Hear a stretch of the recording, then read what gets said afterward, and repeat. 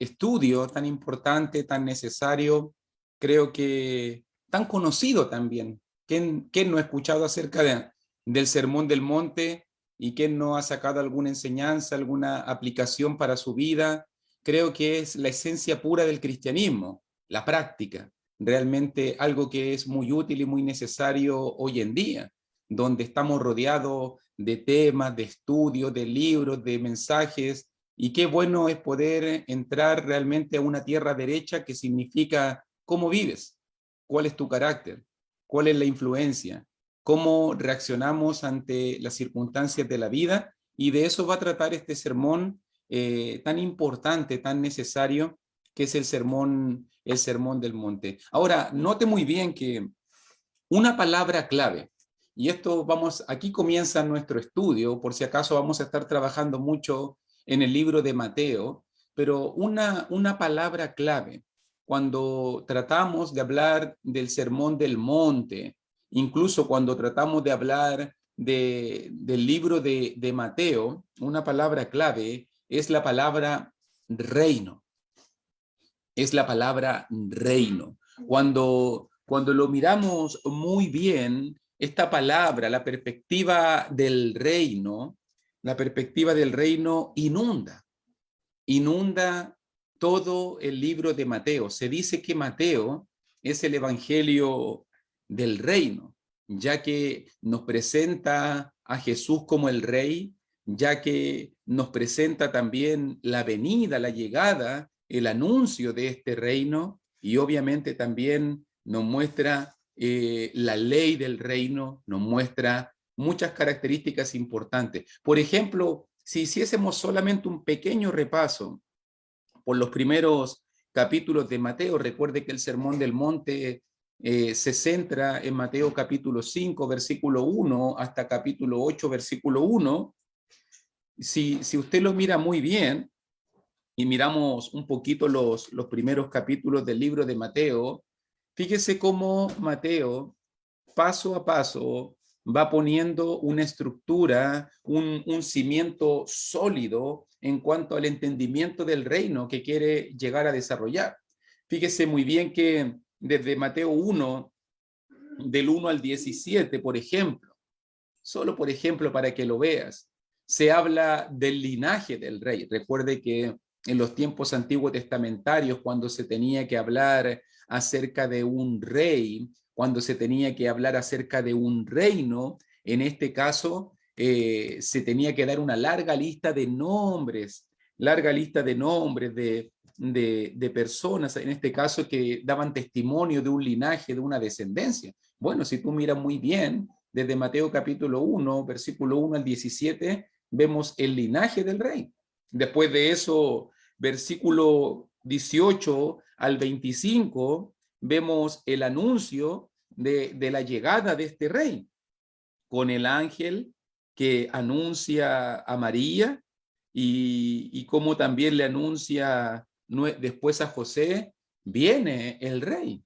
Después de eso vemos cómo se le presentan honores a este rey, adoración a este rey, en Mateo capítulo 2, cuando los sabios de Oriente llegan a Jerusalén preguntando, ¿dónde está el rey de los judíos? ¿Que ha nacido? Porque su estrella hemos visto en el Oriente y venimos a adorarle. Note, su linaje es revelado, su llegada es anunciada por un ángel de Dios, incluso los honores son presentados a través de estos tres sabios de Oriente, incluso terminando capítulo 2, después de presentarle honores al rey. Después de eso pasan los años, capítulo 3, y su primer portavoz, el que preparó el camino, Juan el Bautista, dice allí en Mateo capítulo 3, versículo 2, arrepentíos porque el reino de los cielos se ha acercado. Ya con la presencia del rey, ahora su portavoz, su mensajero, está anunciando la llegada del rey, está anunciando la llegada del reino. Incluso después en capítulo 4 vemos también cómo el rey enfrenta a sus enemigos en la tentación. Mateo 4, 1 al 11, cómo el rey va a enfrentar a sus enemigos. Y después de eso vemos en Mateo 4, 17 como el mismo rey, desde entonces comenzó Jesús a predicar y a decir: arrepentíos, porque el reino de los cielos se ha acercado. ¿Te das cuenta?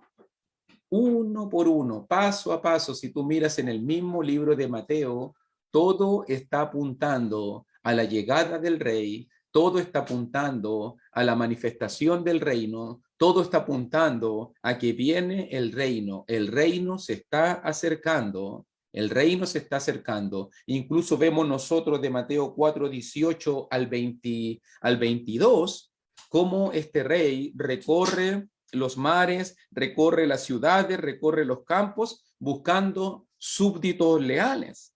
Ven en pos de mí y os haré pescadores de hombres, síganme. Son las palabras de este rey que busca súbditos. Fíjate cómo todo está empujándonos, todo nos está conduciendo, todo está apuntando a la llegada de este reino y de cómo el rey Jesucristo ha venido a vencer a sus enemigos, a buscar sus súbditos, a proclamar su reino, a preparar todo para la llegada del reino de Dios. Por eso nosotros vamos a después entrar al Sermón del Monte, por ejemplo, y cuando ya el rey se sienta y llama a sus súbditos para declarar su ley, en ese momento va a decir en 3, por ejemplo: bienaventurados los pobres en espíritu, Mateo 5:3, porque de ellos es el reino de los cielos. Incluso también va a decir en 5:10, porque de ellos es el reino de los cielos. También en 5:12, vuestro galardón es grande en los cielos. También va a decir 5:16, y glorifiquen a vuestro Padre que está en los cielos. También vamos a mirarlo también en capítulo 5, verso 19, muy pequeño será llamado en el reino de los cielos. También dice, este será llamado, 5:19, segunda vez, llamado grande en el reino de los cielos. 5:20, no entraréis en el reino de los cielos. ¿Te vas dando cuenta? Todo en el Sermón del Monte. Todo en el Sermón del Monte. Si uno pasara, por ejemplo, al 5:45, vuestro Padre que está en los cielos. En el 6, capítulo 1, vuestro Padre que está en los cielos.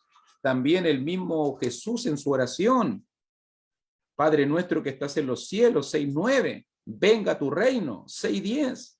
Porque tuyo es el reino, 6:13. Y si te vas dando cuenta, todo en el Sermón del Monte. Más buscad primeramente el reino de Dios y su justicia. 6:33. 6:33. También 7:11, Padre que está en los cielos. Fíjate muy bien cómo todo, o no todo el que me dice Señor, Señor, entrará en el reino de los cielos. 7:21. 7:21. Si tú te fijas muy bien, todo en el Sermón del Monte. Y en el libro de Mateo habla acerca de la perspectiva del reino. De eso vamos a estar hablando. Ya lo dijimos muy bien. Juan el Bautista, ahí en Mateo capítulo 3, versículo 1 y versículo 2, anuncia este reino. También en Mateo 4:17, Jesús mismo anuncia este reino. E incluso, si tú lo miras muy bien, en Mateo capítulo 10 también, en Mateo capítulo 10, versículo 7, también dice: y yendo predicar, diciendo el reino de los cielos se ha acercado. ¿Quiénes fueron estos? Los apóstoles. Fíjese muy bien, Juan el Bautista, nuestro Señor Jesucristo, los apóstoles mismos, todos están anunciando el reino de los cielos. El reino de los cielos se ha acercado. Todo está apuntando a ese momento cuando venga el reino de los cielos, cuando venga el reino de Dios. Incluso en el libro de Lucas, es una cita que está fuera, obviamente, una cita que está fuera del libro de Mateo, pero en Lucas capítulo 10, versículo 9, versículo 11, también Jesús envía a más de 70 predicadores. Si usted se fija muy bien, Jesús envía a más de 70 predicadores, incluidos sus apóstoles, y en ese momento también les invita, sanen los enfermos en que ella haya, decirles acercado a vosotros el reino de Dios, aún el polvo de vuestra ciudad, dice Lucas 10:11 también, que se ha pegado a vuestros pies, lo sacudimos contra vosotros, pero esto sabed que el reino de Dios se ha acercado a vosotros.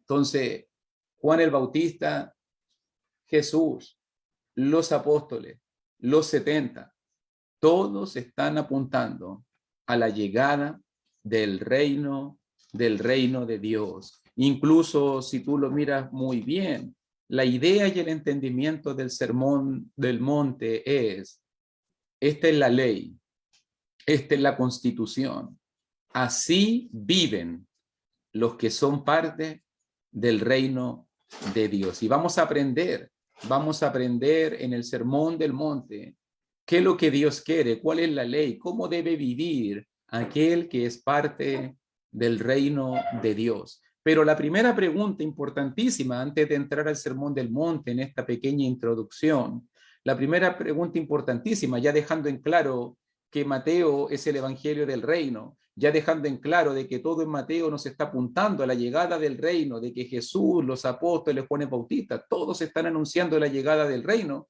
Entonces la pregunta que cae de cajón, diríamos nosotros, ¿qué es el reino entonces?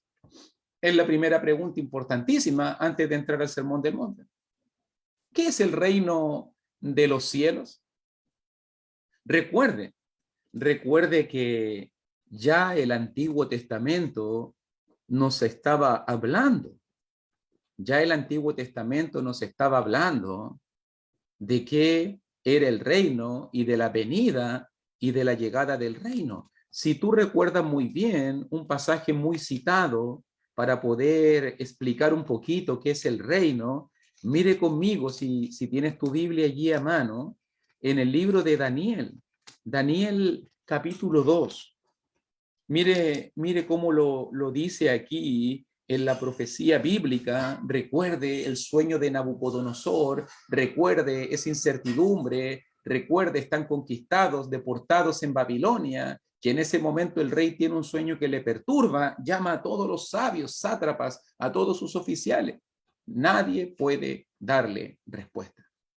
Hasta que apareció Daniel y dio el sueño, y apareció Daniel y dio la interpretación. Y en su interpretación allí en Daniel 2:44, te estaba dando tiempo para que lo busques, Daniel 2:44 dice la palabra: y en los días de estos reyes, el Dios del cielo levantará un reino que no será jamás destruido, ni será el reino dejado a otro pueblo.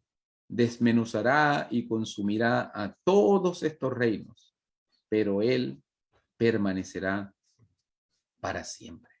El reino de los cielos, el reino que no será dejado a otro pueblo, el reino eterno, el reino que consumirá, el reino que permanecerá para siempre. Ya desde los tiempos de Daniel se estaba anunciando y preparando la llegada del reino, la llegada del reino. Fíjese bien, Daniel 2:44, ya los judíos, 586 años, 600 años antes de Cristo, ya sabían de que iba a venir un momento en el futuro, en el tiempo de estos reyes, el imperio babilónico, el imperio medo-persa, el imperio griego, el imperio romano, en tiempo de estos reyes, ya lo hemos estudiado en el libro de Daniel, en el tiempo de estos reyes va a llegar el reino eterno. Ese es el reino, fíjate muy bien, ya desde Daniel anunciado. Ahora, si miramos un poquito también en el libro de Lucas capítulo 1, mira también, no solamente lo dijo Daniel, si miramos también en Lucas capítulo 1, versículo 32 y 33, no solo lo dijo Daniel, también lo dijo el ángel a María. Mira lo que el ángel le dijo. Mira lo que Gabriel le dijo a María Lucas capítulo 1, versículo 32, versículo 33, hablando de la persona de Jesús. Mira lo que el ángel dijo. Este será grande y será llamado Hijo del Altísimo, y el Señor Dios le dará el trono de David su padre, y reinará sobre la casa de Jacob para siempre, y su reino no tendrá fin. Nuevamente, la misma idea, mi hermanito. El reino viene. Daniel lo dijo 500 años antes. Ya llegó Jesucristo, o ya va a llegar Jesucristo. El ángel se lo está diciendo a María. El rey viene, y con la llegada del rey viene el reino del trono de la casa de David, el reino que será para siempre, el reino que no tendrá fin. Fíjate muy bien, el mismo reino que está hablando Daniel 2. El mismo reino que está hablando Daniel 2. Incluso en Marcos 9, si me acompañas también a este pasaje, estamos tratando de hablar y responder la pregunta, ¿qué es el reino de los cielos? ¿Qué es el reino de Dios en la Biblia? Y estamos mirando su anuncio, su profecía, su preparación, cómo ya en tiempos de Daniel se preparaba este reino, cómo en tiempos de Lucas ya el ángel anunciaba este reino, incluso en las palabras mismas de Jesús. Marcos capítulo 9, versículo 1. Nótelo bien. Y Jesús dijo, Marcos 9:1, también les dijo, de cierto os digo que hay algunos de los que están aquí que no gustarán la muerte hasta que hayan visto el reino de Dios venido con poder. Jesús anuncia que en esa misma generación, que en esos mismos que estaban presentes, que aquellos que estaban allí oyéndolo, escuchando, viendo, allí ellos no van a gustar la muerte. Algunos de los que están aquí no gustarán, no morirán, estarán vivos, estarán presentes hasta que hayan visto el reino de Dios. Ellos iban a ver el reino. Nota, sumando todo esto, Daniel dijo 500, 600 años antes, el reino viene. El ángel dijo, este será el rey y vendrá el reino. Juan el Bautista dijo, el reino se ha acercado. Los apóstoles dijeron, el reino se ha acercado. Los 70 dijeron, el reino se ha acercado. Y Jesús está diciendo, en esta misma generación, en este mismo tiempo, ustedes van a ver que va a llegar el reino de Dios, venido con poder. E incluso, usted conoce también esta profecía, este lindo pasaje allí en Mateo 16. ¿Te acuerdas allí, Mateo 16, cuando Pedro anunció y Pedro dijo, ¿se acuerda cuando Pedro confesó, tú eres el Cristo, el Hijo del Dios viviente? Y en ese momento Jesús le dijo, bienaventurado eres Simón, hijo de Jonás, Mateo capítulo 16, versículo 17 en adelante, porque no te lo reveló carne ni sangre, sino mi Padre que está en los cielos. Y yo también te digo, versículo 18, Mateo 16, 18, que tú eres Pedro, y sobre esta roca edificaré mi iglesia, y las puertas del Hades no prevalecerán contra ella. Versículo 19, y a ti te daré, a Pedro, las llaves, abrir y cerrar, las llaves del reino de los cielos. Y todo lo que atares en la tierra será atado en los cielos, y todo lo que desatares en la tierra será desatado en los cielos. ¿Te fijas? También a Pedro se le dio. Los que estaban presentes en Marcos 9 iban a ver la venida y la llegada de este reino. Pedro iba a tener el privilegio de abrir la puerta en este reino. Todo nos está apuntando. El reino viene. El reino se está preparando. El reino es anunciado.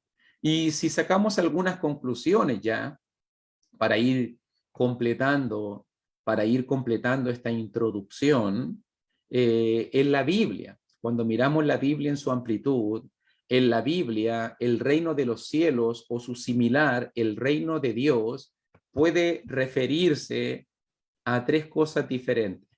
Yo quiero mostrarte lo que la Biblia dice y después, de acuerdo al contexto, vamos a ir aplicándolo en el mismo pasaje cuando vamos encontrándonos en Mateo capítulo 5.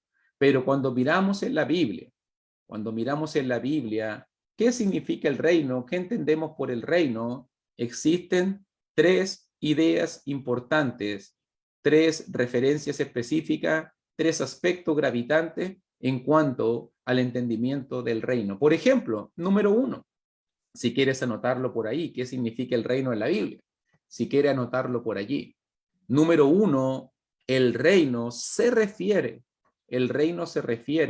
a la soberanía de Dios, a la soberanía absoluta de Dios, a su reino completo. O sea, entendemos el reino en muchos pasajes de la Biblia como el dominio absoluto de Dios sobre todas las cosas en el cielo y en la tierra. Dios tiene control y dominio absoluto sobre todo. Todo es su reino, cielo, tierra, lo invisible y lo visible. Todo es su reino. Por ejemplo, este entendimiento se desarrolla mucho en el libro de Daniel. Por lo menos en capítulo 4, en 5 oportunidades, Daniel le va a decir a Nabucodonosor, rey de Babilonia, hasta que conozcas que el Altísimo tiene dominio en el reino de los hombres y que lo da a quien él quiere. Eso dice Daniel 4:25, si quieren marcarlo por ahí. Daniel 4:25. Entonces, en ese entendimiento, el reino se refiere a todo. ¿Por qué? Porque Dios es soberano, porque Dios es rey de todas las cosas, de todas las cosas. Y muchas veces se habla en el reino en esa perspectiva, al dominio absoluto, la soberanía completa de Dios sobre todas las cosas. Alguien lo dijo por allí, Dios es el que tiene dominio total de este universo. Y muchas veces se habla del reino en este sentido, de referirse al dominio que Dios tiene de este mundo en general. En general. Esto incluye la soberanía de Dios en el cielo, en la tierra. Ese es el primer aspecto que se habla muchas veces en el Antiguo Testamento del reino. La soberanía completa y absoluta de Dios sobre todas las cosas. Es el número 1. Pero número 2, a veces también la palabra reino no se refiere al dominio total, sino a veces la palabra reino se refiere a la iglesia, a el reino de Dios en la tierra, porque la iglesia también es la manifestación física del reino de Dios. El reino de Dios en la tierra, diríamos nosotros. Todos los que son miembros de la iglesia son parte del reino, para que lo entendamos bien. Entonces, cuando la Biblia muchas veces nos habla del reino como algo presente o algo que está por venir, tienes que preguntarte inmediatamente a qué se refiere esto. ¿A qué se refiere esto realmente? Bueno, cuando se habla, por ejemplo, de la venida del reino en el ministerio general, en el ministerio terrenal de nuestro Señor Jesucristo, entonces tenemos que entender que esto se habla en profecía acerca de la llegada de la iglesia, ya que la iglesia es el cumplimiento de las profecías antiguo testamentarias que marcaban el comienzo de una nueva era con la llegada del reino de Dios. Entonces, por ejemplo, en el ministerio de Jesús te va a escuchar, venga tu reino, el reino se ha acercado. Usted va a escuchar eso, el reino se ha acercado. ¿Y qué debemos entender nosotros cuando escuchamos frases como es el reino se ha acercado? ¿Está hablando de la iglesia? Claro que sí, pero en la perspectiva de que va a venir. Ahora, desde Hechos capítulo 12 en adelante, nunca más se va a hablar así, porque ya la iglesia estaba presente en este mundo. ¿Y por qué esto debemos destacarlo? Porque tristemente tenemos que decir, los judíos que vieron, que presenciaron, que escucharon, que estuvieron allí en el ministerio terrenal de Jesús, no entendieron esta verdad. Entendieron muy mal el concepto del reino. Ellos esperaban un reino terrenal, físico. Ellos esperaban un libertador, un Mesías rey que los liberara de la esclavitud de Roma. Ellos pensaban en el Mesías guerrero que vendría a destruir a los enemigos de Israel. Por eso que la perspectiva de Jesús nunca calzó con el entendimiento judío que ellos tenían del reino. Ellos querían ver un rey guerrero, ellos querían ver un reino terrenal, ellos querían ver sangre, masacre y destrucción para los enemigos de Israel, pero Jesús vino a traer un reino espiritual. Sí, Jesús le da un sentido nuevo. Cuando Jesús habla de su reino, de la manifestación terrenal de su reino, Él se refiere a su iglesia y a todos los que quieren servirle y someterse en este reino maravilloso, un reino espiritual, un reino de amor, un reino que no es por la conquista física, no es por el conflicto bélico, un reino que es espiritual. Cuando Jesús habla en esa perspectiva, y por eso a ellos les chocó, a muchos de ellos les chocó este concepto de Jesús. Por eso entonces, muchos volvieron atrás, muchos persiguieron a Jesús, porque no entendían de la manera correcta. Cuando ellos leían Daniel, cuando ellos leían la profecía bíblica y veían el anuncio de un reino, ellos pensaban que era un tiempo de revolución bélica, de revolución física, de conquista, de lucha, de batalla. Pero Jesús no estaba pensando en las batallas carnales. Jesús no estaba pensando en la conquista física. Y por eso este concepto de la iglesia no calzó y le costó mucho entenderlo. Acuérdese que en el mismo libro de Hechos capítulo 1 los apóstoles le preguntaban, ¿y restaurarás el reino de Israel? Todavía en tiempos de Hechos capítulo 1, y todavía le costaba entender a los mismos apóstoles el concepto del reino. El concepto del reino. Entonces, ahora, ya desde Hechos capítulo 12 en adelante, con la revelación del Espíritu Santo, si tú escuchas ya ahora a Pablo, si tú escuchas a Juan, si tú escuchas al escritor del libro de los Hebreos, ya en el primer siglo, en tiempos del primer siglo, ellos hablan del reino de Dios como algo presente. Ellos hablan del reino de Dios como que ya está en ellos, allí con ellos. Me acuerdo yo pasajes que puedo citarle. Me acuerdo yo, Pablo dijo en Colosenses 1:13, por ejemplo, como un ejemplo importante. Colosenses 1:13, el cual nos ha librado de la potestad de las tinieblas y trasladado al reino de su amado Hijo. Eso dijo Pablo, trasladado al reino. Pablo se sentía trasladado. Pablo le explica a los hermanos colosenses, ustedes fueron trasladados al reino de su amado Hijo. Pablo entiende que el reino ya llegó. Pablo entiende que el reino está presente en su tiempo. Pablo entiende que los hermanos colosenses son parte del reino. También lo dijo el escritor del libro de los Hebreos. En Hebreos 12:28 también el autor dice algo muy importante en cuanto a la perspectiva del reino, y él dice, Hebreos 12:28, así que recibiendo nosotros un reino inconmovible, tengamos gratitud y mediante ella sirvamos a Dios agradándole con temor y reverencia. Hemos recibido tiempo presente, un presente continuo. Hemos recibiendo nosotros un reino inconmovible. Mire cómo se sentía de bendecido el escritor del libro de los Hebreos. Hemos recibiendo un reino. Ellos se sentían parte del reino. Por eso dice, tengamos gratitud, sirvamos a Dios agradándole con temor y reverencia. Entonces, primera perspectiva, el reino, dominio absoluto, soberanía completa de Dios. Segunda perspectiva, el reino, la iglesia, el reino de Dios sobre la tierra.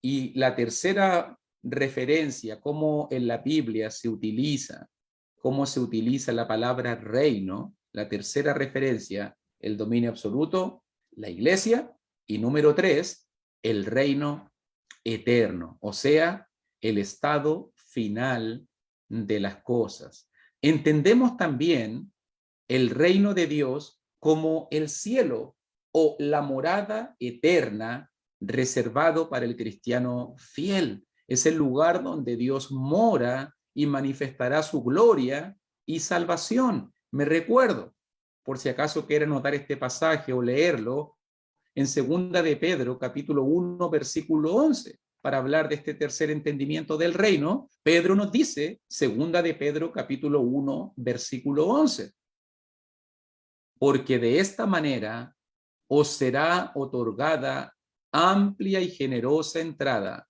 en el reino eterno de nuestro Señor y Salvador Jesucristo.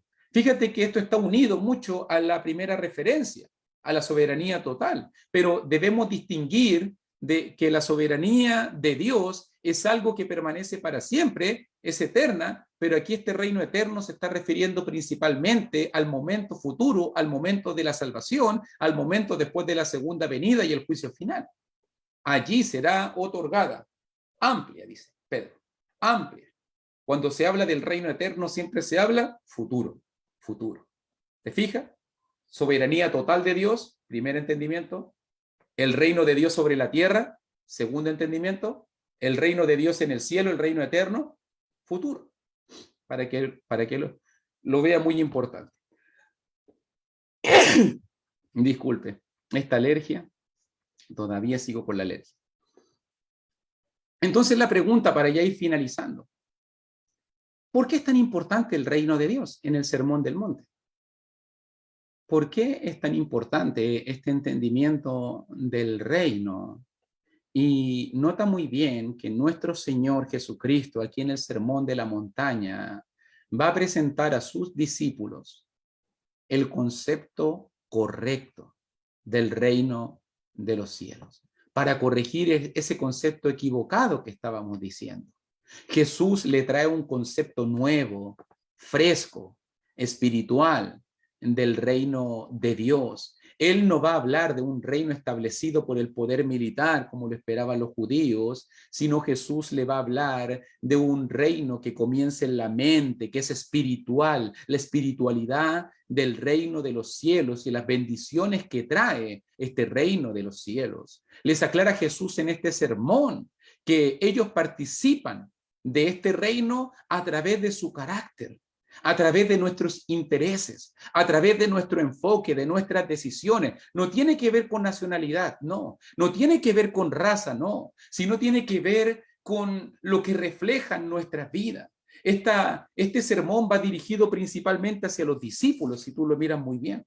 Mateo capítulo 5, versículo 1 y versículo 2. Este sermón es dirigido principalmente hacia los discípulos, aunque es aplicable, obviamente, a quienes quieren ser discípulos y miembros del reino. Pero debemos entender que esta es una enseñanza práctica, no solo porque son mandamientos del Señor, sino que realmente estas ordenanzas son una descripción práctica del carácter de la persona que ha entrado en el reino. Así es, o así debe ser, aquel que es parte del reino, de aquel que se ha convertido a Cristo. Y obviamente debemos entender que por nuestro poder humano, por nuestro propio carácter, nunca podríamos cumplir los mandamientos de Dios si no fuera con la ayuda, por la ayuda del Señor. ¿Ok? Entonces el Sermón del Monte trata principalmente de hablar acerca de esta perspectiva del reino y del carácter de aquellos que son parte del reino. Quiero compartir un poquito pantalla solamente para mostrarte el bosquejo que vamos a estar utilizando en estas sucesivas lecciones, ya para ir terminando, para que usted pueda, si usted quiere después, me puede enviar un WhatsApp y gustosamente yo le puedo enviar este mismo escrito para que usted pueda ver, en este caso, el bosquejo completo de lo que vamos a estar desarrollando. Entonces, fíjese muy bien, estructura del Sermón del Monte, recuerde, primer punto, introducción, Jesús sube al monte, después de eso, segundo punto, el carácter del cristiano, basado en las enseñanzas de la bienaventuranza, que hablan del carácter, Mateo 5, del 3 al 12. Después de eso, tercer punto, la influencia del cristiano, no solo el carácter, sino que su influencia en otros, con la sal de la tierra, la luz del mundo, Mateo 5, del 13 al 16. Después de eso, la justicia del reino, nuestros actos justos, como el enojo, el adulterio, el divorcio, los juramentos, la venganza, el amor al enemigo. Y eso lo encontramos de Mateo 5, del 17 al 48. Después de eso vamos a encontrar en capítulo 6 la religión o devoción del cristiano, la limosna, la oración, el ayuno, Mateo 6 del 1 al 18. Después vamos a ver la ambición o lealtad del cristiano en el reino, Mateo 6 del 19 al 34, los tesoros en el cielo, la lámpara del cuerpo, los dos señores, los afanes de la vida. Después vamos a hablar de las relaciones del cristiano, en Mateo 7 del 1 al 12, los juicios personales, no dar las pelas a los cerdos, la oración, la regla de oro, en cuanto a las relaciones del cristiano. Y después vamos a hablar como octavo punto, la entrega u obediencia del cristiano, Mateo capítulo 7, versículo 13 al 27, la puerta estrecha, el camino angosto, los falsos maestros, los dos cimientos, oír y hacer. Y como noveno punto, la conclusión, Jesús desciende del monte y la reacción de la gente. Fíjese muy bien, vamos a estar desarrollando entonces estos 9 aspectos: el carácter, la influencia, la justicia, la religión, la ambición, las relaciones del cristiano, la entrega y obviamente una introducción y una conclusión. De eso vamos a estar trabajando por lo menos en nuestras clases, para que usted, si con gusto quiere hacerlo, vamos a poder trabajar en ello en la próxima clase. Le agradezco mucho por su atención, le agradezco mucho por su fidelidad. Aquí está nuestra pequeña mini introducción.